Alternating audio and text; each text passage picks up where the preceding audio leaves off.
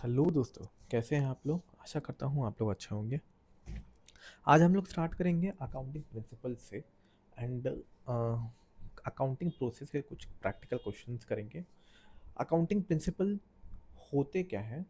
Accounting principle कुछ नहीं, set of rules हैं जो कि हम लोग फॉलो करते हैं वाइल डूइंग अकाउंटिंग। ठीक है, तो अकाउंटिंग प्रिंसिपल कैसे होने चाहिए, रूल्स जो है वो होने कैसे चाहिए जो कि रेलेवेंट हो, जो कि एक्सेप्टेबल हो, जो कि करेक्ट इंफॉर्मेशन प्रोवाइड करे, जो कि कॉम्प्लेक्स ना हो। ठीक है, इसीलिए इसीलिए अकाउंटिंग प्रिंसिपल्स को दो पार्ट में डिवाइड किया गया है, अकाउंटिंग कंसेप्ट और अजम्पशन से, और अकाउंटिंग कन्वेंशन से। अकाउंटिंग कंसेप्ट के अंदर में कुछ अकाउंटिंग 11-12 अकाउंटिंग कंसेप्ट हैं। ठीक है, जो कि आप देख सकते हैं स्क्रीन पे। गोइंग कंसर्न कंसेप्ट, कंसिस्टेंसी होना चाहिए, accrual concept, business entity concept, matching concept, money measurement concept, accounting period concept, cost concept, dual aspect, revenue recognition और ऑब्जेक्टिविटी। ये सारे कंसेप्ट हम लोग अकाउंटिंग प्रोसेस से जब हम लोग करेंगे और आगे की प्रैक्टिकल क्वेश्चंस जो करेंगे उसमें हम लोग सीखेंगे। ठीक है, तो इनिशियल में प्रोसेस ऑफ अकाउंटिंग, अकाउंटिंग क्या है। ठीक है, चैप्टर नंबर 4 अभी हम लोग करते हैं। अकाउंटिंग स्टार्ट कहाँ से होता है? अकाउंटिंग स्टार्ट होता है कोई भी ट्रांजेक्शन्स करने के बाद में। ट्रांजेक्शन मतलब आप सपोज आप गए ज्वेलरी के शॉप में, गए वहाँ पे आपने कोई ज्वेलरी खरीदा, आपने पैसा दिया, उसने ज्वेलरी दिया, वो क्या हो गया? ट्रांजैक्शन। ट्रांजैक्शन आपने तो कर लिया, ठीक है, आपने पैसा दे दिया। ठीक है, सामने वाला क्या करेगा? जहाँ ज्वेलरी दुकान है वो क्या करेगा? वो आपको बिल दिया, बिल देने के बाद में क्या करेगा? उस बिल को वो एंट्री करेगा अपने बुक्स में। वो एंट्री करेगा, क्या एंट्री करेगा? कि उसने कितने में सामान बेचा। ठीक है, और किस ये में बेचा, मोड में बेचा। किस मोड में बेचा मतलब या उधार में बेचा या कैश में बेचा। कैश में अगर बेचा तो वो कहाँ रिकॉर्ड करेगा? कैश बुक के अंदर में, कैश वाले खाते के अंदर में। ठीक है, और अगर उधार में बेचा तो वो कहाँ रिकॉर्ड होगा? उधार वाले खाते में। तो ये सारे अलग अलग खाते प्रिपेयर होने के बाद में फिर उसको एक जगह समराइज करेगा, उसे बोलते हैं ट्रायल बैलेंस। उसे बोलते हैं ट्रायल बैलेंस। ट्रायल बैलेंस में समराइज करने के बाद में उसके बाद में हम लोग फाइनेंशियल स्टेटमेंट्स बनाते हैं। ठीक,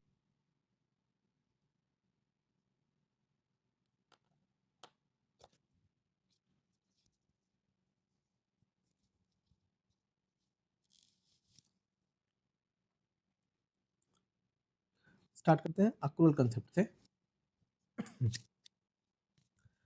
तो अकाउंटिंग प्रोसेस के कुछ क्वेश्चंस है, उनको स्टार्ट करना है। तो स्टार्ट करने से पहले हम कंसेप्ट, अक्रूवल कंसेप्ट पहले समझ लेते हैं। अक्रूवल कंसेप्ट है क्या, समझिएगा। जनरली अकाउंटिंग करने के लिए हम लोग दो बेसिस यूज करते हैं, एक कैश बेसिस, एक accrual basis. Accrual basis generally सारे ऑर्गेनाइजेशन जो बिजनेस यूनिट्स हैं वो करते हैं, और कैश बेसिस जनरली जो एनजीओ है वो यूज करते हैं कैश बेसिस। तो अक्रूवल अक्रूवल बेसिस में होता क्या है? अगर हम कोई ट्रांजेक्शन कर लेते हैं, सपोज ट्रांजेक्शन कर लिया हमने, तो उसको रिकॉर्ड करना है। ठीक है, अगर हम ट्रांजेक्शन कर लिया, अब सपोज हमारा एक मोबाइल स्टोर था। ठीक है, मोबाइल स्टोर था, हमने दो यूनिट 2 यूनिट सैमसंग फोल्ड के बेचे एक्स को। सपोज एक्स आया हमारे यहाँ ग्राहक, उसने बोला भाई मुझे 2 यूनिट एक्स सैमसंग फोल्ड के चाहिए, एक यूनिट का दाम है 1.5 लाख रुपया, 2 यूनिट हो गया। तो उसने कहा कि भाई कि आप ना मैं लूँगा 2, लेकिन ना मैं पैसे आज ना सिर्फ़ 1 ही यूनिट का दूँगा, और बाकी 1 यूनिट का जो पैसा है वो मैं 2 दिन के बाद दूँगा। ठीक है, ओके, एग्रीड है। मतलब मैंने बोला कि पवन लिमिटेड था, पवन बोल मैं मेरा स्टोर था, बोला मैंने ठीक है, एक साथ 2-2 यूनिट ले रहा है और जान पहचान का एक्स जो है, जान पहचान का है, जान पहचान का व्यक्ति है, जान पहचान का। तो बोला कि ठीक है, मैंने बोला ठीक है 2 दिन बाद आप पैसा दे देना। तो एक्स लिमिटेड को मैंने बेचा कितना यूनिट? 2। पैसा कितना दिया उसने? 1 का। तो कैश बेसिस में होता क्या है, जितने का पैसा आया वो हम रिकॉर्ड करेंगे, और एक्रूअल बेसिस में क्या होता है, जितना हमने बेचा, ट्रांजेक्शन मैंने कितना किया, 2 यूनिट का किया ना, तो 2 यूनिट हम लोग रिकॉर्ड करेंगे। रेवेन्यू कितना रिकॉर्ड करेंगे, हम बिल कितने का बनाएंगे, बिल कितने का बनाएंगे, बिल 2 यूनिट का, 2 यूनिट का, तो रिकॉर्ड हम लोग कितना करेंगे, 2 यूनिट का। इसको बोलते हैं एक्चुअल कंसेप्ट। मतलब अगर आपने कोई सर्विस दे दिया है, ठीक है, या कोई प्रोडक्ट बेच दिया है, ये अगर सर्विस दे दिया है और प्रोडक्ट बेच दिया है, और एग्रीड टर्म्स जो है एग्रीड हो गए हैं, ये भाई कि ये आप इस तरह आप हमको पैसे देंगे, और बिल कट चुका है, बिल कट चुका है। अच्छा, बिल कब हम काटेंगे और कब हम प्रोडक्ट देंगे, जब मेरे को लगेगा कि भाई कि वो सामने वाला व्यक्ति मेरे को पैसा देगा। पैसा नहीं देगा तो मैं क्यों बेचूंगा, उसको नहीं बेचूंगा। इसी को रेवेन्यू रिकॉग्निशन पॉलिसी भी बोलते हैं, रेवेन्यू रिकॉग्निशन भी, रेवेन्यू रिकॉग्निशन। कब रेवेन्यू रिकॉर्ड करेंगे, जब मेरे को लगेगा कि वो पैसा मेरे को वापस आ जाएगा, प्लस मैंने सर्विस या फिर मैंने प्रोडक्ट बेच दिया, मैंने डिलीवर कर दिया, मैंने प्रोडक्ट उसको हैंड ओवर कर दिया, तो हम क्या करेंगे, रेवेन्यू रिकॉर्ड करेंगे।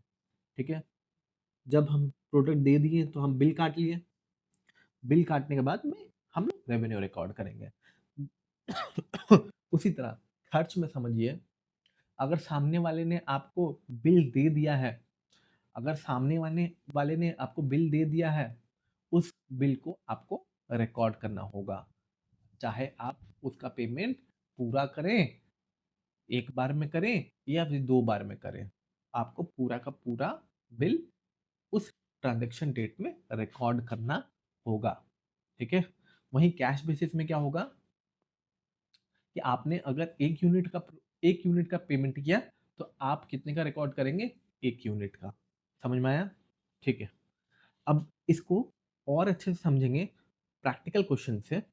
ठीक है, क्वेश्चन नंबर 1 है, अ, हम लोग बुक यूज कर रहे हैं DK Goyal, DK Goyal, Goyal. Chapter number 1 है, चैप्टर नंबर 4 है process and based of accounting, process and based of accounting का क्वेश्चन नंबर 1। क्वेश्चन क्या है, क्रेडिट सेल्स है 12,50,000 का, कैश सेल्स है 40 लाख का, एक्सपेंसेस है 35 लाख रुपए का, और 30,000 रुपये का आउटस्टैंडिंग है, पेमेंट नहीं किया। जो 35,000 का जो टोटल खर्चा हुआ है ना, मतलब बिल जो आया मेरे पास, बिल जो आया मतलब मेरे को सर्विस ले लिया होगा मैंने, या फिर मैंने सामान ले लिया होगा, तो बिल तभी बिल आया मेरे को। तो एक्सपेंसेस कितना आया, 35 लाख का। तो 35 लाख में से हमने कितने का नहीं दिया है पेमेंट, 30 लाख, 30,000 रुपया पेमेंट अभी भी नहीं दिया है। ठीक है, हम लोग को निकालना है profit, profit on cash basis and accrual basis में, बेसिस में सिंपल समझेंगे।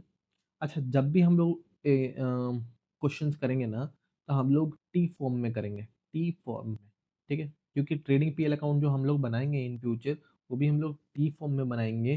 तो हम लोग स्टार्ट ही करते हैं टी फॉर्म में बनाना। ठीक, हमने कितने का सी, तो इस ये होता है डेबिट साइड, ये होता है क्रेडिट साइड।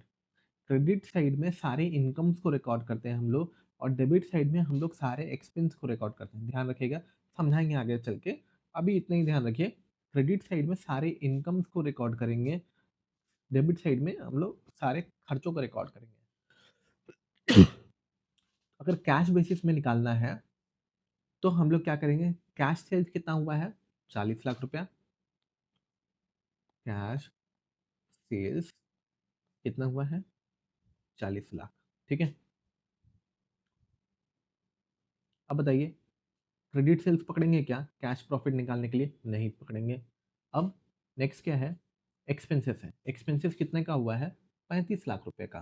कितने का हुआ है, 35 लाख रुपए, जिसमें कि हम 30,000 रुपये पेमेंट नहीं किए हैं। 30,000 रुपये पेमेंट नहीं किए हैं, तो कितना पेमेंट किए हैं हम? तो 35 लाख में से 30,000 हटा दीजिए, आपका हो गया। कैलकुलेटर यूज कर सकते हैं आप। 35 में से 35 लाख में से 3 4 5 -30,000, ये हो गया 34 लाख। एक्सपेंसेस कितना हुआ, 34,70,000 रुपया। ठीक है, 40 लाख का सेल किया, उसको सेल करने के लिए मेरे को कितना खर्चा पड़ गया, 34,70,000 रुपया। तो मेरे को प्रॉफिट कितना हो जाएगा, प्रॉफिट कितना हो जाएगा, 40 लाख माइनस 34,70,000 रुपया, 5,30,000 रुपया प्रॉफिट। ठीक है, वहीं अगर हमको अक्रूवल बेसिस में निकालना होगा तो क्या तो क्या करना होगा, अगर अक्रूवल बेसिस में निकालना होगा तो क्या करना होगा, सेल किया हमने, कैश सेल भी सेल है, हमारा इनकम है, क्रेडिट सेल में भी सेल है। ठीक है, क्योंकि बिल तो कट चुका है, तो जब बिल कट गया है तो हम लोग को रिकॉर्ड करना है। तो क्रेडिट सेल कितने का, 12,50,000। कैश सेल्स कितने का, 40 लाख रुपया। खर्चा, टोटल खर्चा कितना का, इस साइड में एक्सपेंस रिकॉर्ड करेंगे, इस साइड में इनकम रिकॉर्ड करेंगे। ठीक है, तो खर्चा कितने का हुआ हमारा, 35 लाख। एक्सपेंसेस कितना हुआ, 35 लाख रुपए। दो,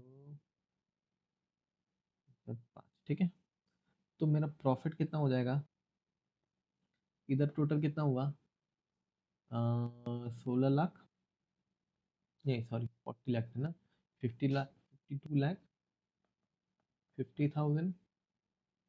अब माइनस कर दो 35 लाख रुपया, 35 लाख माइनस करेंगे हम लोग, कितना बचेगा, 52,50,000 माइनस 35, 4 5, 17,50,000, 17,50,000। ठीक है, नेक्स्ट है क्वेश्चन नंबर 2। क्वेश्चन नंबर 2 तो हो गया। क्वेश्चन नंबर 3, क्वेश्चन नंबर 3 आप अपने बुक से रेफर कर सकते हैं, चेक करिएगा। उसमें लिखा हुआ है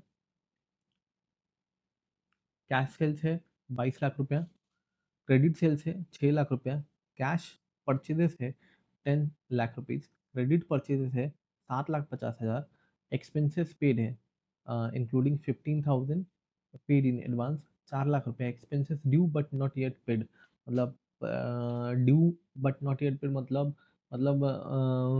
उसने सर्विस दे दिया है, उसने सर्विस दे दिया है या फिर सामान भेज दिया है, हमने पेमेंट नहीं किया है।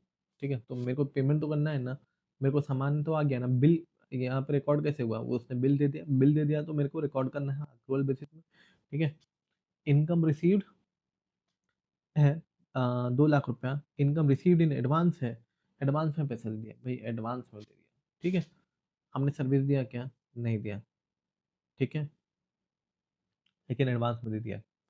और income due but not received, income due but not received मतलब क्या, हमने कोई सर्विस दे दिया, ठीक, मेरे को आने का है पैसा, मैंने सर्विस दे दिया, मेरे को पैसा आने का है ना, तो लेकिन वो पैसा आया नहीं है, उसको बोलते हैं अक्रूड इनकम, या फिर हम लोग इसको बोलते हैं income due but not receive.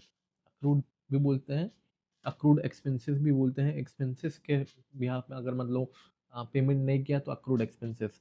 और अक्रूड इनकम क्या हो गया, अगर मेरे को पेमेंट आने का है, हमने रिकॉर्ड नहीं किया है, सॉरी हमको पेमेंट आने का है और हमको रिसीव नहीं हुआ है, तो उसको हम लोग बोलेंगे अक्रूड इनकम। ठीक है, क्वेश्चन नंबर 3 को करेंगे हम लोग। इसमें क्या निकालना है, डिटरमाइन हिज नेट प्रॉफिट और loss if he adopts cash basis of accounting and accrual basis of accounting.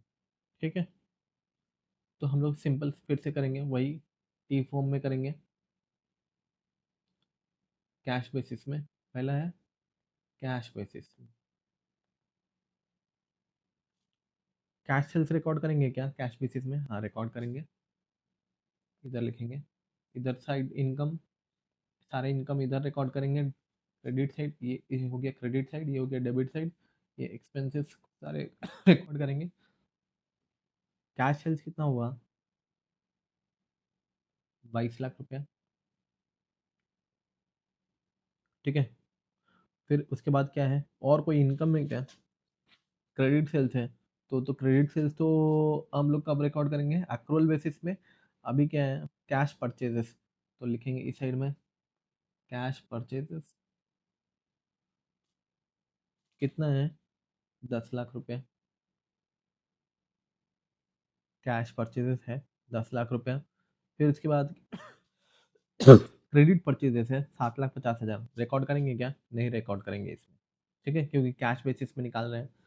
Expenses paid है इंक्लूडिंग 15,000 पेड इन एडवांस है, 15,000 रुपये हमने एडवांस में पेमेंट कर दिया है।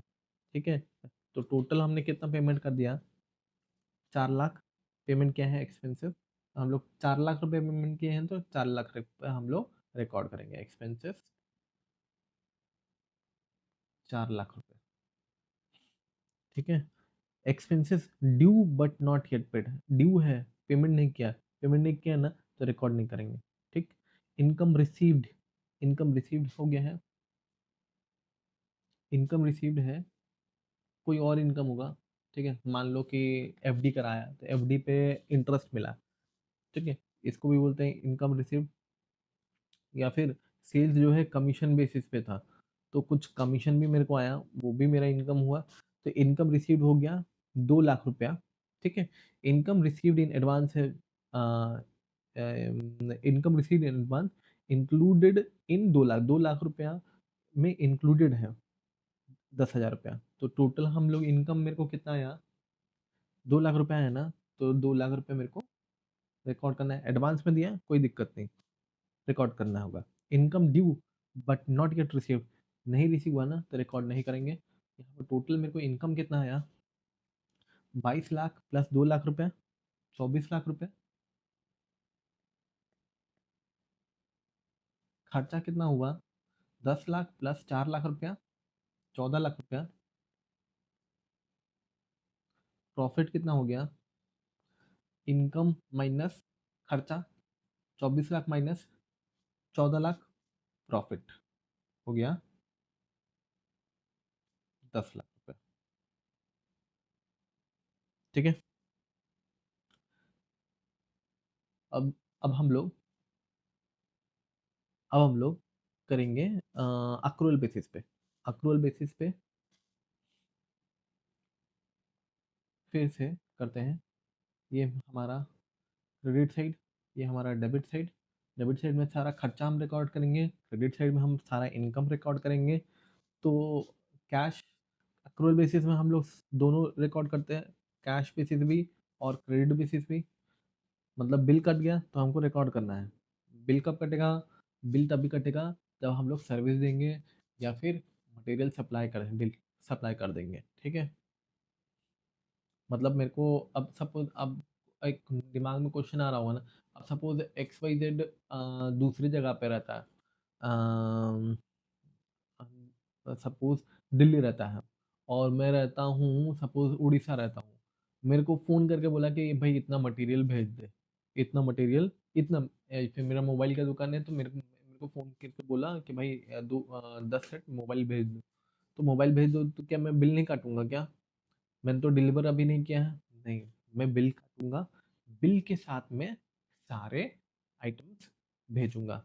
अब सपोज अमेजन से आप लोग मंगाते हैं या फ्लिपकार्ट से कुछ सामान मंगाते हैं, तो क्या वो बिल नहीं भेजता है क्या, कोई बिल भेजता है ना, तो बिल के साथ में भेजूंगा। ठीक है, तो हम लोग रिकॉर्ड करते हैं, स्टार्ट करते हैं। कैश सेल्स रिकॉर्ड करेंगे, कैश सेल्स हाँ रिकॉर्ड करेंगे 22 लाख रुपया। क्रेडिट सेल्स रिकॉर्ड करेंगे 6 लाख रुपया। अब यहाँ पे खर्चा में है परचेज, कैश परचेज 10 लाख रुपया। क्रेडिट परचेजेस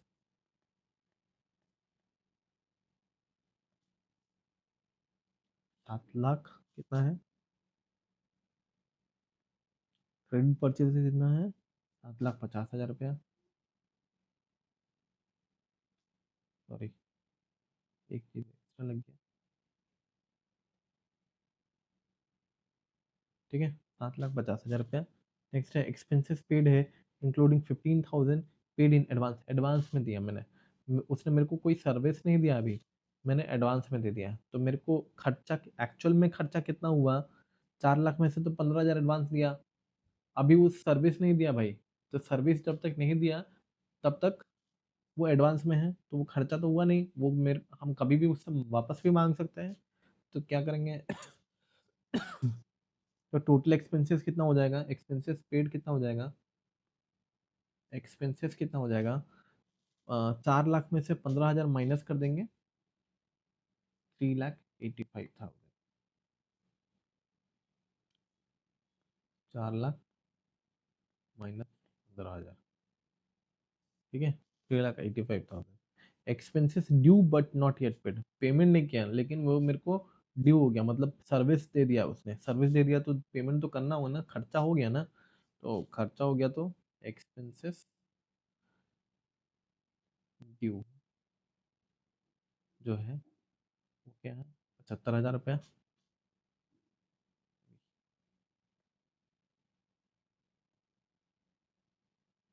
75,000 रुपया।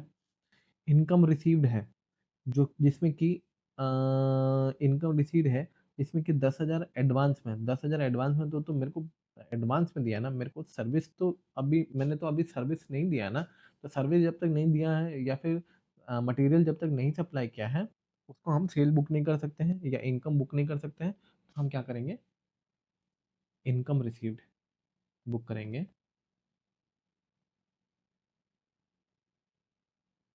कितना बुक करेंगे 2 lakh minus 10,000,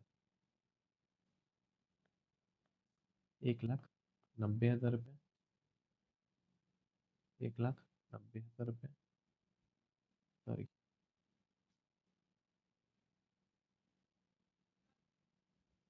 1,90,000। Income due but not gate received, income due कितना है, सर्विस दे दिया तो हमको तो ड्यू हो गया ना, पैसा तो आने का है, तो कितना हो गया, टोटल इनकम हमारा कितना हुआ, कैलकुलेटर यूज करता हूँ 22 lakh, 1 2 3 4 5 plus 6 lakh 4 5 plus 1,90,000 plus 28,000, ठीक है 30,18,000। और मेरे को एक्सपेंस कितना लग गया 10 lakh 4 5 6 plus 7,50,000 plus 3,85,000 plus 75,000, 22 lakh 10,000, 10,000। तो मेरे को प्रॉफिट मतलब सेल ज़्यादा है खर्चा कम है, तो प्रॉफिट हो गया 30,18,000, 30,18,000 प्रॉफिट है।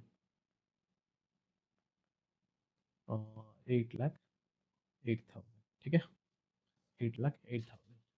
नेक्स्ट है question number 4। Question number 4, question number 4 में है स्टार्ट करते हैं।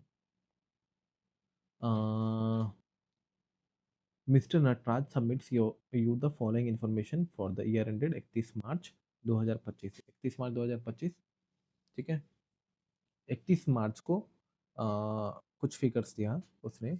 बोला कि कैश परचेज था 9 lakh, credit purchase 3 lakh, cash sales है 15 लाख, क्रेडिट सेल्स है 7 lakh, salary paid for 11 months, ठीक है। सैलरी पेड फॉर 11 मंथ्स कितना है 77,000। इलेक्ट्रिसिटी एक्सपेंसेस पेड है 40,000। आउटस्टैंडिंग इलेक्ट्रिसिटी एक्सपेंसेस है 8,000। रेंट पेड है 60,000। इंश्योरेंस पेड इन एडवांस कितना है?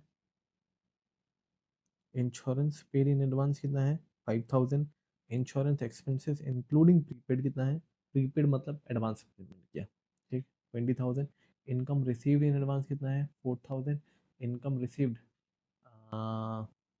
Including income received in advance 25,000 है। और income received but not received है, income earn but not received मतलब सर्विस दे दिया मैंने वो, या फिर कहेंगे ये कि सपोज मेरे को एफडी है, तो एफडी कभी कभार क्या होता है 3 साल का है, ठीक है। एफडी 3 साल है का है, तो हर साल आपका इनकम जो है वो अक्रू होता है, मतलब इनकम किया जाता है।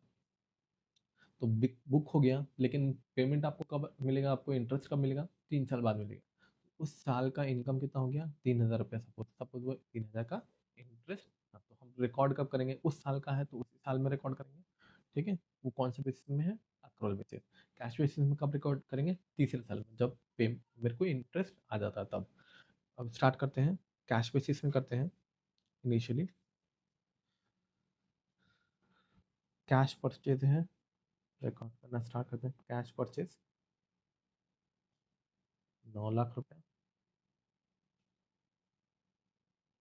क्रेडिट परचेज तो नहीं रिकॉर्ड करेंगे, वो तो अक्रोल बेसिस में करेंगे। कैश सेल्स है 15 लाख रुपया।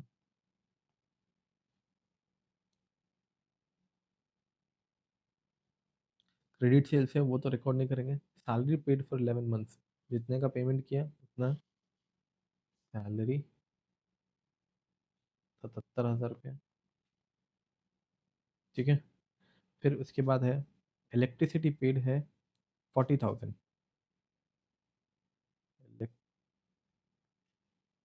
इलेक्ट्रिसिटी कितने का पेमेंट किया हमने? 40,000,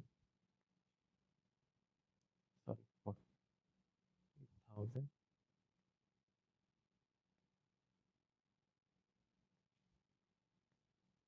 40,000, ठीक है। इलेक्ट्रिसिटी पेमेंट किया कितना हमने? 40,000। फिर उसके बाद है outstanding electricity expenses. Outstanding payment तो किया नहीं हमने। रेंट पेड है, रेंट पेमेंट कितना किया है? 60,000।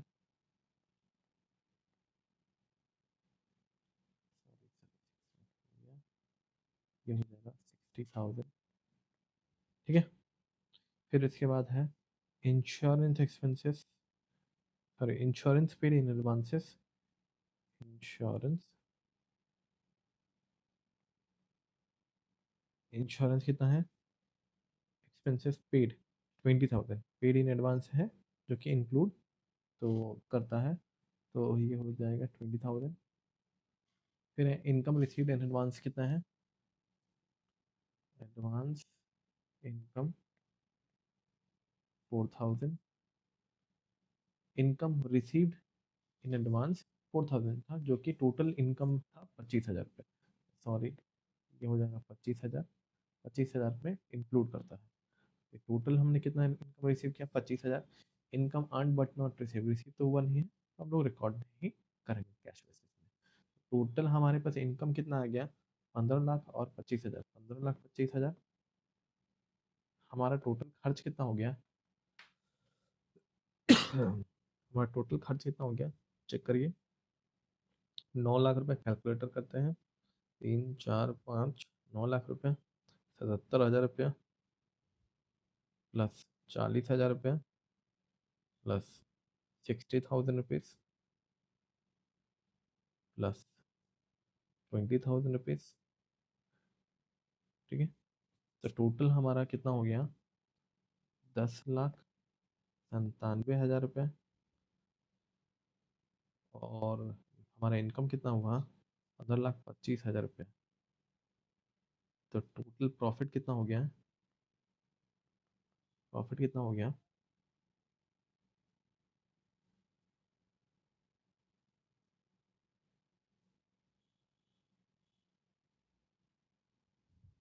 4,28,000।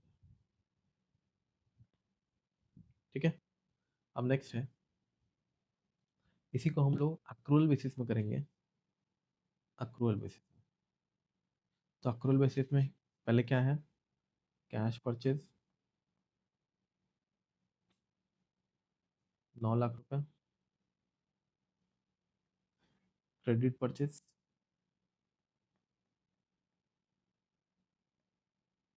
3 लाख रुपए, कैश सेल्स 15 लाख रुपए, क्रेडिट सेल्स 7 लाख रुपए। ठीक है, salary paid for 11 months. Salary paid for 11 months. Salary कितना दिया हमने? 70,000। इसको मार्क कर देते हैं, समझेंगे इसको। ठीक है, इलेक्ट्रिसिटी एक्सपेंसेस,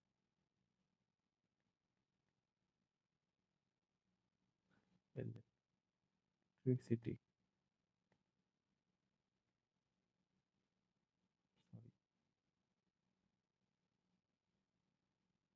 सिटी कितना हुआ? सॉरी,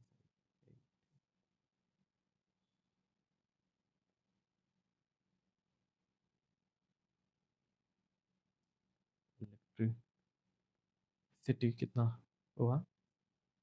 40,000, जिसमें कि 8,000 आउटस्टैंडिंग है, मतलब पेमेंट नहीं किया। 40,000 पेमेंट हुआ, कितना मेरे को इलेक्ट्रिसिटी बिल कितना आया?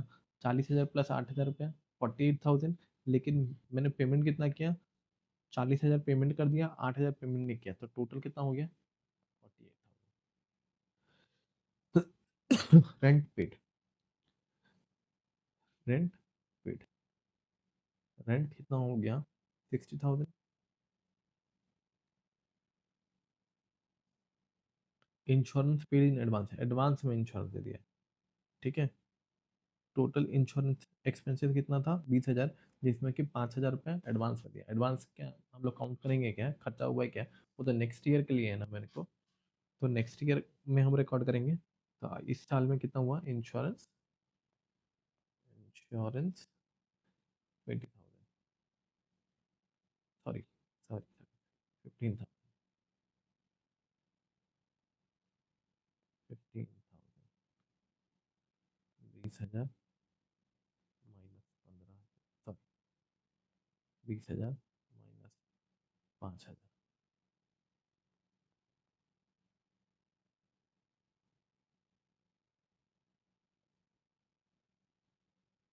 माइनस 5,000। नेक्स्ट इनकम है, income received in advance. Income receive total कितना है? 25,000, जिसमें कि 4,000 जो है वो एडवांस में रिसीव किया। तो हमको कितना रिकॉर्ड करना है? जो एक्चुअल इनकम हमने अर्न किया, मतलब जितना का सर्विस दिया। तो इनकम हो गया 21,000 रुपये, 25,000 माइनस एडवांस। ठीक है, income earned but not received. Earn तो हो गया ना, मतलब सर्विस दे दिया या फिर अप्रूव हो गया। Income earned 3,000 but not received. ठीक है, टोटल इनकम कितना हुआ? 15 लाख।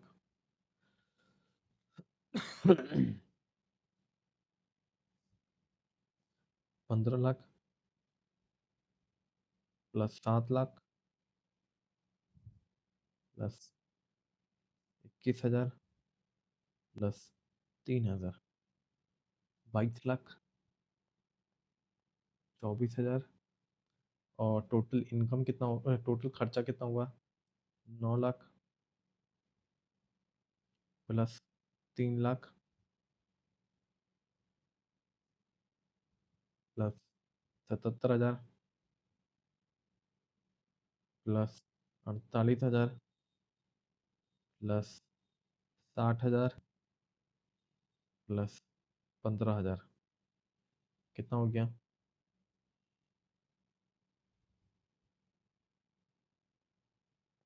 14 लाख रुपए।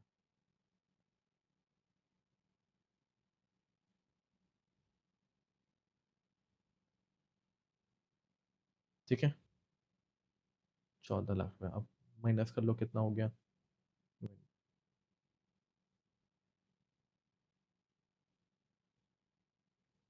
22 लाख 24 हजार माइनस 14 लाख, 8 लाख 24 हजार रुपये।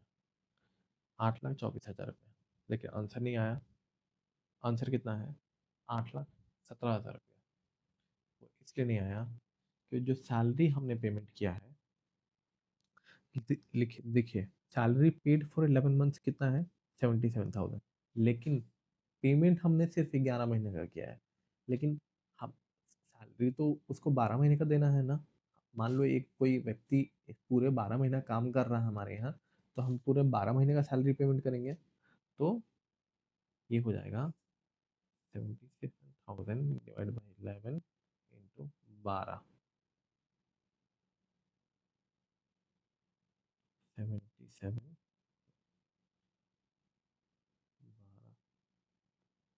77,000 नहीं, ये हो जाएगा 84,000। और आपका टोटल एक्सपेंसेस हो जाएगा 14 लाख नहीं, 14 लाख 7 हजार। क्या?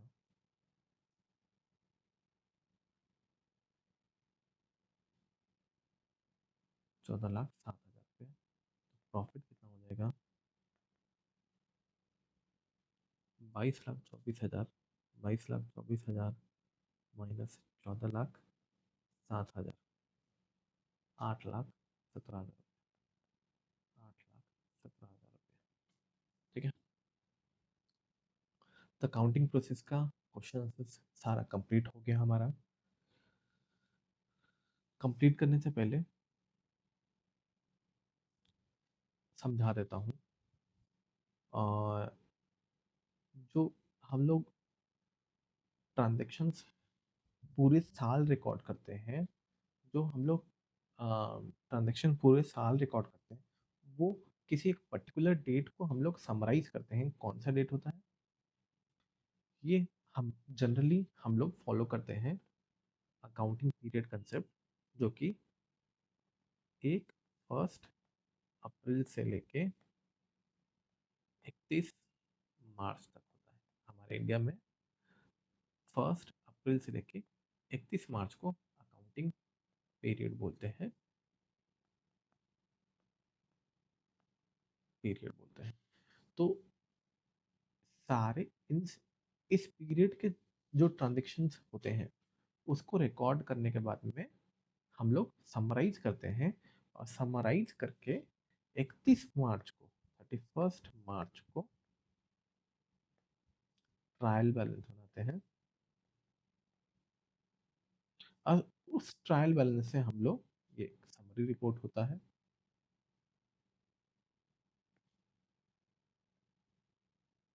ट्रायल बैलेंस से हम लोग balance sheet and P&L account बनाते हैं।